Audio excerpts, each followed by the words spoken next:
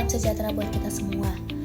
Puji dan syukur kita panjatkan kepada Tuhan Yang Maha Esa sehingga kita dapat menyelesaikan tugas ini dalam keadaan sehat. Baik, saya sebagai pemateri yang pertama, perkenalkan nama saya Yolanda Gabriela Sinaga. Di sini saya akan menjelaskan tentang analisis keamanan data dalam sistem informasi perbankan. Baik, yang pertama ada pendahuluan. Sistem informasi perbankan harus memastikan perlindungan data nasabah untuk mencegah pencurian dan serangan cyber. Nah, meskipun beberapa metode keamanan ini sudah diterapkan, kebocoran data pada institusi keuangan menunjukkan adanya celah yang dapat dimanfaatkan penyerangan. Nah, oleh karena itu, analisis keamanan data sangat penting untuk mengidentifikasi risiko dan mengembangkan strategi mitigasi yang efektif.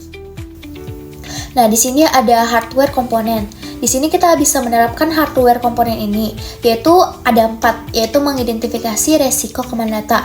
Contohnya seperti kita melakukan percobaan pembobolan rekening menggunakan email palsu.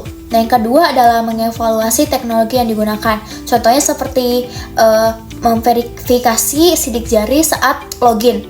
Terus yang ketiga ada meneliti kelemahan dalam sistem keamanan. Contohnya seperti menganalisis celah dalam sistem dalam keamanan aplikasi. Dan yang keempat ada meningkatkan kesadaran nasabah. Contohnya seperti menonton tips hindari penipuan. Pada slide yang keempat, kita akan membahas tentang metode penelitian yang digunakan dalam analisis keamanan data dalam sistem informasi perbankan. Penelitian ini menggunakan metode kualitatif dengan pendekatan studi literatur. Metode kualitatif adalah pendekatan yang berfokus pada pemahaman fenomena sosial dan perilaku manusia. Dalam konteks ini, kita menggali informasi lebih dalam mengenai praktik keamanan data yang diterapkan oleh institusi perbankan. Tujuan penggunaan metode ini adalah untuk memahami lebih jauh tentang bagaimana bank melindungi data nasabah melalui teknologi, kebijakan, dan prosedur yang mereka terapkan. Selain itu, metode kualitatif membantu kita mengidentifikasi kelemahan atau tantangan dalam sistem keamanan yang mungkin tidak terlihat melalui pendekatan kuantitatif, serta untuk mendapatkan perspektif dari nasabah tentang kepercayaan mereka terhadap layanan perbankan. Penelitian ini juga menggunakan pendekatan studi literatur. Dengan studi literatur, kita dapat menganalisis tren terkini dan praktik terbaik yang digunakan oleh bank-bank di berbagai negara. Pendekatan ini memungkinkan peneliti untuk menyusun kerangka teoritis yang dapat digunakan untuk menganalisis lebih lanjut masalah keamanan data. Fokus utama dari penelitian ini adalah untuk melihat praktik keamanan yang diterapkan oleh bank-bank, seperti metode autentikasi, enkripsi data, dan deteksi ancaman. Keuntungan utama dari metode ini adalah efisiensi waktu dan biaya, karena kita bisa mengandalkan sumber-sumber yang sudah ada, yang telah terverifikasi keakuratannya melalui proses peer review. Selanjutnya, pada slide yang kelima, kita akan membahas mengenai identifikasi ancaman yang sangat penting dalam keamanan data sistem informasi perbankan. Identifikasi ancaman adalah langkah pertama dalam memahami risiko yang dihadapi oleh institusi perbankan. Ada beberapa ancaman utama yang harus diperhatikan oleh bank, di antaranya adalah serangan cyber. Contohnya adalah serangan DDoS, di mana penyerang membanjiri server dengan lalu lintas berlebihan, membuat layanan perbankan tidak dapat diakses. Selain itu, malware dan ransomware juga menjadi ancaman besar. Malware dapat merusak atau mencuri data sensitif, sedangkan ransomware mengenkripsi data dan meminta tebusan untuk mengembalikannya, yang dapat menyebabkan kerugian finansial yang besar. Ancaman lainnya adalah pencurian data yang bisa terjadi baik melalui hacking maupun dari dalam organisasi, di mana karyawan atau mantan karyawan yang memiliki akses ke data sensitif mencuri informasi pribadi nasabah. Terakhir, kita juga harus waspada terhadap phishing yang sering dilakukan melalui email yang tampak sah untuk mencuri data pribadi nasabah. Phishing bisa berupa email umum atau lebih terarah, yaitu spear phishing, yang menargetkan individu atau organisasi tertentu. Dengan memahami berbagai jenis ancaman ini, bank dapat lebih siap untuk mengembangkan strategi keamanan yang efektif, termasuk penerapan teknologi yang canggih, pelatihan karyawan, dan peningkatan kesadaran nasabah mengenai praktik keamanan yang baik. Selanjutnya yaitu evaluasi sistem keamanan. Ada beberapa poin dalam evaluasi sistem keamanan. Yang pertama yaitu enkripsi data. Enkripsi data ini adalah proses mengubah informasi asli menjadi bentuk yang tidak dapat dibaca dengan menggunakan algoritma dan kunci tertentu. Tujuannya yaitu untuk melindungi data dari akses yang tidak sah selama transmisi dan penyimpanan. Enkripsi ini sangat penting dalam menjaga kerahasiaan data, terutama dalam konteks perbankan dan transaksi online, di mana informasi sensitif seperti nomor rekening dan data pribadi harus dilindungi dari pencurian. Contoh, misalnya saat melakukan transaksi perbankan online, data yang dikirim antara pengguna dan server bank dienkripsi menggunakan protokol seperti SSL atau TSL. Sehingga jika data tersebut dicegat oleh pihak ketiga, mereka tidak dapat membacanya. Kemudian, poin kedua yaitu autentikasi. Autentikasi ini adalah proses verifikasi identitas pengguna sebelum memberikan akses ke sistem. Ini memastikan bahwa hanya pengguna yang sah yang dapat mengakses informasi atau layanan tertentu. Ada beberapa metode autentikasi. Yang pertama yaitu kata sandi. Pengguna memasukkan kata sandi yang telah ditentukan sebelumnya untuk mengakses akun mereka. Kemudian, yang kedua yaitu biometrik, menggunakan fitur fisik unik pengguna seperti sidik jari atau pengenalan wajah untuk verifikasi identitas. Kemudian, yang ketiga yaitu autentikasi dua faktor atau 2FA. Dengan cara menggabungkan dua metode autentikasi, misalnya kombinasi kata sandi dan kode yang dikirimkan melalui SMS untuk meningkatkan keamanan. Dengan menerapkan autentikasi yang kuat, bank dapat mencegah akses tidak sah dan melindungi akun nasabah dari potensi penipuan.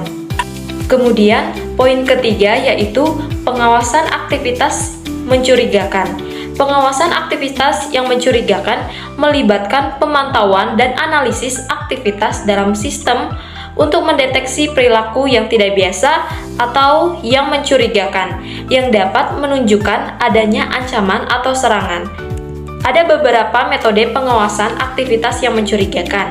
Yang pertama yaitu sistem deteksi intrusi atau IDS dengan menggunakan perangkat lunak untuk memantau jaringan dan sistem untuk mendeteksi aktivitas yang mencurigakan. Kemudian yang kedua, analisis log dengan memeriksa catatan aktivitas sistem untuk menemukan pola yang tidak biasa seperti upaya login yang gagal berulang kali atau akses dari lokasi yang tidak biasa. Dengan memantau aktivitas yang mencurigakan, bank dapat merespon dengan cepat terhadap potensi ancaman, mengurangi risiko kebocoran data, dan menjaga keamanan sistem keseluruhan. Kesimpulannya, bahwa evaluasi sistem keamanan yang mencangkup enkripsi data, autentikasi yang kuat, dan pengawasan aktivitas yang mencurigakan adalah langkah-langkah penting untuk melindungi informasi sensitif dalam sistem perbankan. Dengan menerapkan strategi ini, bank dapat meningkatkan kepercayaan nasabah dan melindungi data mereka dari ancaman yang terus berkembang. Kemudian, rekomendasi peningkatan keamanan. Selanjutnya yaitu rekomendasi peningkatan keamanan. Ada beberapa poin rekomendasi peningkatan keamanan. Yang pertama yaitu blockchain. Blockchain adalah teknologi yang menyimpan data dalam bentuk blok yang terhubung secara berurutan dan aman. Setiap blok berisi informasi transaksi dan memiliki hash yang unik, sehingga membuatnya sulit untuk dimanipulasi. Kemudian, ada beberapa keunggulan dari blockchain ini. Yang pertama yaitu transparansi, yaitu semua transaksi yang dicatat dalam blockchain dapat dilihat oleh semua pihak yang berwenang, sehingga meningkatkan akuntabilitas.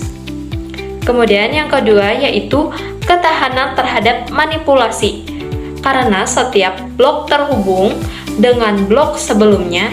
Mengubah informasi dalam satu blok akan memerlukan perubahan pada semua blok berikutnya yang hampir tidak mungkin dilakukan tanpa persetujuan jaringan. Kemudian yang ketiga yaitu penerapan dalam perbankan. Dengan menerapkan teknologi blockchain, bank dapat meningkatkan keamanan transaksi dan mengurangi resiko penipuan serta mempercepat proses verifikasi transaksi. Kemudian poin yang kedua yaitu dua faktor keamanan atau 2FA. Dua faktor keamanan adalah metode autentikasi yang memerlukan dua bentuk verifikasi sebelum memberikan akses ke akun.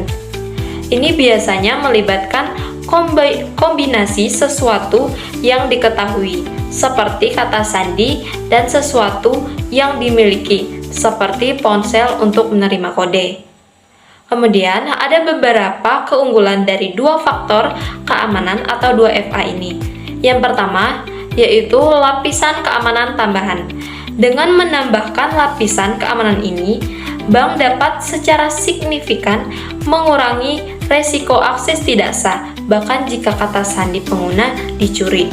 Kemudian yang kedua yaitu meningkatkan kepercayaan nasabah.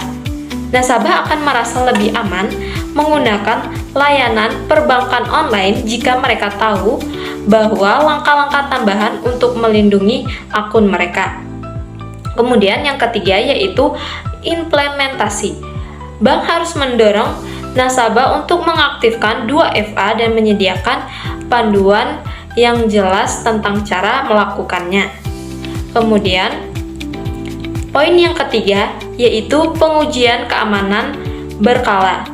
Pengujian keamanan berkala melibatkan audit dan evaluasi sistem secara rutin untuk mengidentifikasi dan memperbaiki kerentanan yang mungkin ada. Ada beberapa metode pengujian keamanan berkala, yaitu pertama, penetration testing, yaitu menggunakan teknik yang sama yang digunakan oleh penyerang untuk menguji keamanan sistem dan menemukan celah yang dapat dimanfaatkan. Kemudian metode kedua yaitu vulnerability assessment, yaitu melakukan analisis untuk mengidentifikasi dan menilai kerentanan dalam sistem. Dengan melakukan pengujian keamanan secara berkala, bank dapat memastikan bahwa sistem mereka tetap aman dari ancaman baru dan dapat memperbaharui langkah-langkah keamanan sesuai kebutuhan. Kesimpulannya yaitu rekomendasi peningkatan keamanan yang mencangkup penerapan teknologi blockchain, autentikasi 2 faktor, dan pengujian keamanan berkala adalah langkah-langkah strategis yang dapat membantu bank melindungi data nasabah dan meningkatkan kepercayaan terhadap layanan perbankan. Dengan mengadopsi pendekatan ini, bank dapat lebih siap menghadapi tantangan keamanan yang terus berkembang. Dan mengenai dampak keamanan data terhadap nasabah serta beberapa contoh kasus dan solusi pencegahannya. Keamanan data sangat penting, terutama di sektor perbankan dan lembaga keuangan.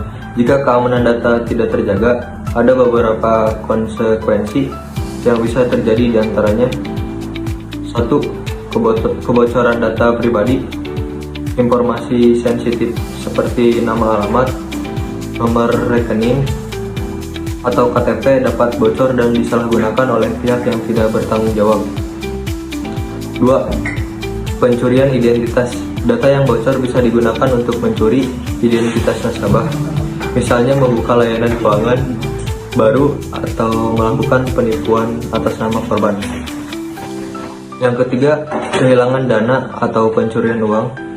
Dalam kasus yang lebih serius, penjahat cyber dapat mengakses rekening bank nasabah dan memindahkan dana mereka secara ilegal.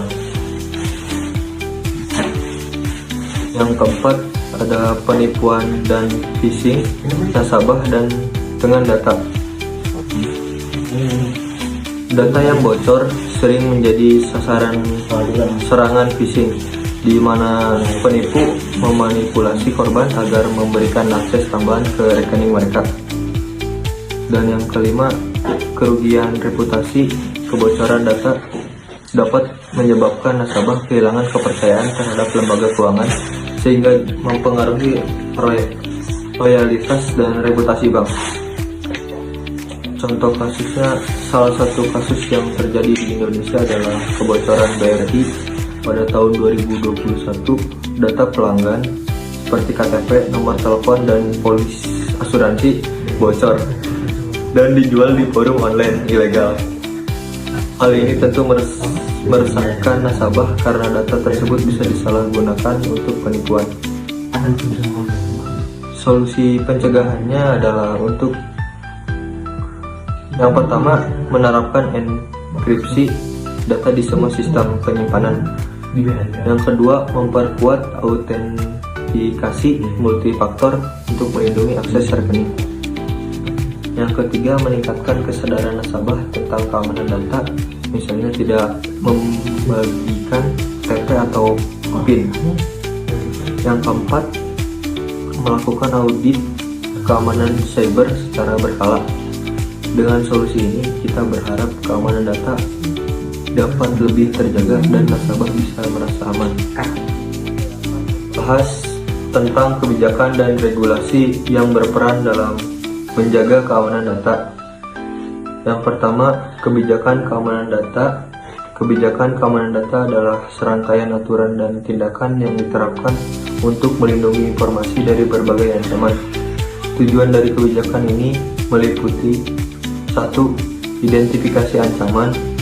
Bagi identifikasi ancaman, potensi risiko yang dapat mengganggu keamanan data. 2. Pencegahan insiden. Mengimplementasikan langkah-langkah untuk mencegah pelanggaran keamanan data. 3. Pengurangan kerentanan. Meminimalkan risiko terjadinya insiden keamanan. Kebijakan ini mencakup berbagai aspek seperti keamanan fisik, manajemen akses, perlindungan data, dan tanggap darurat. Yang kedua, ada regulasi keamanan data. Selain kebijakan internal, regulasi keamanan data juga berperan penting. Regulasi ini adalah aturan yang ditetapkan oleh pemerintah atau badan pengatur untuk mengatur bagaimana data dikelola dan dilindungi. Contohnya, Undang-Undang Perlindungan Data Pribadi mengatur tanggung jawab dalam pengumpulan data, pengolahan data pribadi. Yang kedua, kewajiban pelaporan. Organisasi ini wajib melaporkan insiden kebocoran data kepada otoritas terkait. Dan yang ketiga, standar keamanan industri atau contohnya FCI, DSS untuk keamanan data, kartu kredit, dan HIPAA untuk data kesehatan. Tujuan regulasi ini adalah memastikan integritas, keresahan, dan ketersediaan data, serta menjaga kepercayaan publik terhadap teknologi informasi. Contoh kasus pada tahun 2017, Equifax, salah satu perusahaan pelaporan kredit terbesar di Amerika Serikat, mengalami pelanggaran data yang mengakibatkan bocornya informasi pribadi sekitar 147 juta orang, termasuk nomor jaminan sosial. Hal ini disebabkan oleh kelemahan dalam sistem perangkat lunak mereka yang tidak diperbarui dengan benar. Solusi yang bisa diambil, Equifax harus memperbaiki kebijakan fetching mereka dengan memperbarui perangkat lunak secara rutin agar setelah keamanan tertutup, mereka juga meningkatkan sistem pemantauan dan pengawasan terhadap data sensitif. Dari kedua slide ini dapat kita simpulkan bahwa keamanan data adalah tanggung jawab bersama baik dari pihak lembaga keuangan maupun nasabah itu sendiri. Dengan kebijakan yang tepat dan regulasi yang kuat, kita bisa meminimalkan resiko kebocoran data serta melindungi kepercayaan nasabah. Untuk lebih memperkuat keamanan data kita, saya ingin menyampaikan beberapa tips dan saran yang dapat kita terapkan dalam kehidupan sehari-hari. Yang pertama ada autentikasi dua faktor atau 2FA. Menggunakan metode ini sangat penting untuk meningkatkan lapisan perlindungan di akun kita. Dengan 2FA tidak hanya kata sandi yang dibutuhkan untuk mengakses akun, tapi juga konfirmasi tambahan seperti kode verifikasi yang membuat sistem lebih sulit untuk dibobol oleh pihak yang tidak bertanggung jawab. Yang kedua ada enkripsi data. Pastikan bahwa setiap transaksi data pribadi dan keuangan kita dilindungi dengan enkripsi yang kuat. Ini adalah langkah efektif untuk menghindari risiko penyadapan informasi yang dapat dimanfaatkan oleh pihak yang tidak bertanggung jawab. Yang ketiga ada blockchain. Teknologi ini memberikan transparansi dan keandalan dalam sistem yang memerlukan tingkat keamanan tinggi, seperti pada transaksi perbankan atau pengelolaan data sensitif. Dengan menggunakan blockchain, kita dapat meminimalisir potensi penipuan atau manipulasi data. Yang keempat, pengujian keamanan berkala. Setiap sistem harus menjalani audit dan pengujian secara rutin untuk mendeteksi dan mengatasi celah-celah keamanan. Pembaruan sistem dan patching sangat penting untuk melindungi kita dari ancaman baru yang terus berkembang. Dan yang terakhir adalah edukasi nasabah. Banyak pelanggaran terjadi karena kurangnya pemahaman atau kelalaian pengguna. Oleh karena itu, penting untuk selalu mengedukasi nasabah tentang keamanan dasar, seperti menghindari penggunaan wifi publik saat bertransaksi dan menjaga kerahasiaan informasi pribadi mereka. Jika kita secara bersama-sama menerapkan langkah-langkah ini, kita tidak hanya melindungi data pribadi kita, tetapi juga ikut menciptakan ekosistem digital yang lebih aman dan terpercaya. Terima kasih.